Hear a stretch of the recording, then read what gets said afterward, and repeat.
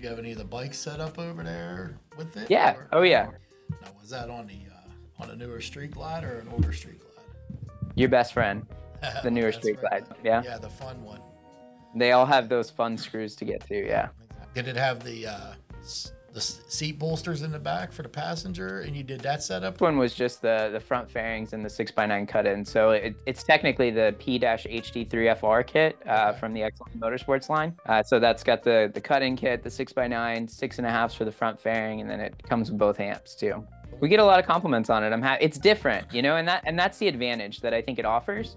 Yeah. It's not what, you know, is currently out there, right? There's a lot of other manufacturers who do a great job of creating, you know, audio systems for motorcycles that are designed to be heard for blocks, right? And ours it's geared towards the rider, and we want them to have a better listening experience than the people around them. So that translates to the sound in general is entirely different from, you know, a Kenwood system as opposed to some of the other brands that are currently on the market.